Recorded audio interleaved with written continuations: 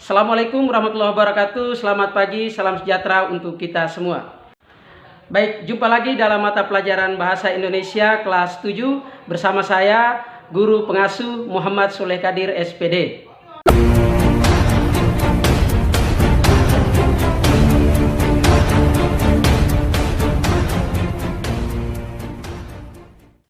Pada pertemuan hari ini kita akan belajar tentang struktur teks narasi. Baik, tujuan pembelajaran kita adalah pada pembelajaran ini peserta didik memahami pengertian teks narasi, kemudian jenis-jenis teks narasi, unsur pembangun teks narasi, lalu struktur teks narasi dan kaidah kebahasaan teks narasi. Pada pertemuan sebelumnya kita telah membahas materi pengertian teks narasi, jenis-jenis teks narasi, dan unsur pembangun teks narasi. Pada pertemuan kali ini kita akan membahas tentang struktur teks narasi. Dalam sebuah teks narasi ada 4 struktur teks narasi. Yang pertama adalah orientasi, yang kedua adalah komplikasi, yang ketiga adalah resolusi, dan yang keempat adalah koda. Pada bagian pertama yaitu orientasi atau pengenalan cerita. Pada bagian ini pengarang akan menghadirkan latar dan penokohan untuk memperkenalkan cerita tersebut.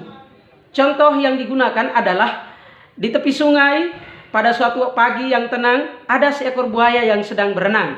Buaya itu sangat kelaparan karena sudah 3 hari tidak makan. Bila hari ini buaya tersebut tidak makan, bisa-bisa ia kehabisan tenaga, bahkan bisa meninggal dunia. Dalam teks narasi tersebut dapat kita identifikasi. Yang pertama, latar tempat. Latar tempat dalam teks narasi tersebut adalah di tepi sungai. Yang kedua, latar waktu pada suatu pagi. Sedangkan latar suasananya, suasana dalam keadaan tenang. Kemudian penokohan dalam cerita tersebut adalah seekor buaya yang sedang kelaparan. Lanjut bagian yang kedua yaitu komplikasi atau penampilan masalah-masalah. Pada bagian ini pengarang akan menampilkan sekelumit masalah yang menjadikan cerita tersebut semakin menarik untuk dibaca. Contoh teks tersebut adalah karena kelaparan buaya tersebut mencari mangsa. Ia mendapati seekor bebek yang sedang berenang di tepi sungai itu. Ia pun mendekati sang bebek. Buaya mengamati sang bebek dengan pandangan yang sangat tajam. Ketika ia hendak menerkam sang bebek berkata, "Tolong, jangan makan aku. Tubuhku sangat kecil. Dagingku tidak banyak. Bagaimana kalau kamu memangsa kambing saja? Tubuhnya lebih besar dariku," kata bebek. Masalah-masalah yang muncul dalam teks narasi tersebut, yang pertama, buaya kelaparan. Yang kedua, buaya hendak menerkam bebek. Yang ketiga, bebek menipu buaya agar buaya tidak memangsa dirinya. Baiklah, bagian yang ketiga yaitu resolusi atau jalan keluar. Resolusi merupakan bagian akhir yang berisi jalan keluar atau penyelesaian dari masalah-masalah dalam teks narasi.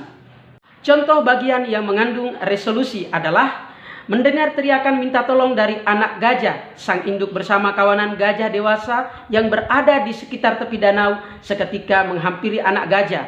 Mereka langsung menginjak tubuh buaya tanpa ampun. Buaya yang sedang terinjak dan kehabisan tenaga karena belum makan 3 hari akhirnya menghembuskan nafas terakhir. Penyelesaian ceritanya adalah tokoh buaya meninggal dunia akibat keserakahannya yang tidak puas ketika sudah mendapatkan santapan berupa bebek dan kambing, malah lebih memilih gajah. Dan bagian yang keempat adalah koda atau amanat. Koda atau amanat adalah pesan dari pengarang kepada pembaca yang berisi nilai-nilai kebaikan dalam hidup. Contoh koda yaitu, oleh karena itu, kita jangan serakah dengan nikmat yang telah diberikan oleh Tuhan. Kita perlu mensyukuri segala nikmat yang ada, walaupun jumlahnya tidak banyak. Nah, itu tadi materi tentang struktur teks narasi. Selanjutnya kita masuk pada bagian yang kedua, yaitu penugasan.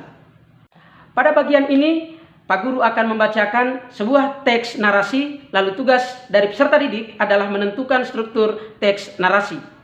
Contoh teks narasi, seekor kancil pada suatu sore pergi ke tepi laut. Ia hendak menangkap ikan. Namun ketika tiba di tepi pantai, ia bertemu dengan seekor buaya. Sang buaya yang belum makan seharian hendak menjadikan kancil sebagai santapan. "Kemarilah," sang kancil, "saya akan memakanmu," kata sang buaya. Mendengar itu sang kancil memutar otak. "Kamu bisa memakan tubuhku, Tapi sebelum engkau memakanku, tutuplah terlebih dahulu matamu. Saya akan menghitung dari angka 1 sampai 100. Jika sebelum angka 100 engkau sudah membuka mata, maka aku tidak membolehkanmu memakan tubuhku. Tetapi jika sudah melewati hitungan 100 tanpa engkau membuka mata, maka aku akan serahkan diriku secara ikhlas untuk kau santap. Bujuk sang kancil. Buaya menyanggupi permintaan itu dan menutup mata. Sang kancil mulai menghitung angka dari 1 sampai 100. Dalam hitungan itu, tanpa diketahui oleh buaya, sang kancil perlahan berjalan menuju tepi laut dan menangkap ikan-ikan yang ada. Bahkan selesai menangkap ikan, sang kancil kembali ke bukit secara perlahan-lahan. Hitungan angkanya belum sampai 100. Ketika tiba di puncak bukit, sang kancil menghitung angka 100. Sang buaya dengan penuh semangat membuka mata. Namun sayang, sang kancil telah tiada. Buaya pun tertipu. Oleh karena itu, kita jangan terlalu percaya dengan setiap perkataan orang lain, namun harus pandai-pandai mempertimbangkan baik buruknya agar kita tidak tertipu. Baiklah, dari teks narasi tersebut, tentukanlah struktur cerita meliputi 1. Orientasi, 2. Komplikasi, 3. Resolusi, dan 4. Koda. Demikian materi dan tugas yang berkaitan dengan struktur teks narasi. Selamat mengerjakan, semoga menghasilkan pekerjaan yang baik. Terima kasih, selamat pagi, assalamualaikum warahmatullahi wabarakatuh.